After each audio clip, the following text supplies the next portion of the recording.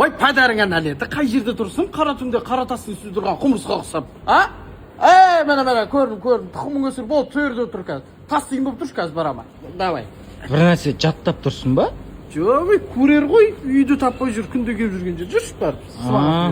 Родной, кетіп балдармен кез ойнап қайтайық та? Ай, жоқ, мен қазір сағат 3-те айтысын басталады. Айтыс көріп болғанай бір 5-ке дейін құс ұйқымды ұйықтап алсам, одан кейін шығып кетпен мен қара зоран бәрін шабу керек болып тұр ғой. Оны шабатын адамдар бар ғой қырқады газонда. Ой, олар қайбір шабат дейсің, бетін ақ кетеді. Түп тамырымен құрту керек, келесі жыл тағы өседі. Бүгін күн бір қатты ысығанымен бір салқын самал жел бар, біраздан кейін күннің көзі қайтса, ымырт түссе, үйге кіріп нымшамды киіп шығып, аяқ алып бір сыпыра былай қарай жүріп қайтсам ба деп тұрмын. Жақсы ат аяқтан қалады деп үйде жатсам аяғым үйіп қала беретін болыпты. Сен ішіңе осы бір ата кіріп алған емес па?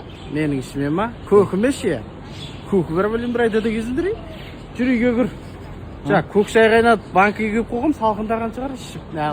Родной, 23 Беканың туған күніне коттеджге барайын деп отырық, барасың ба? 23 тамыз ба келатқан? Иә. Ой, сендер қызықсыңдар ғой адам, ақылдаспайсыңдар ма? Өзім білдім бе салып. 23 тамыз мен қорас шақыра салысымен мәсімі майлап сайлауға барайын деп отырмын ғой. Алматыдамыз ғой, мен өзіме жақын бір учаскеге барам, дауысын беріп, өзім ойымды айтып, олар ар жағында атам замандастар келсе, бір әңгіме қылып шүйіркелессем ба деп, сендерді қай уақытта?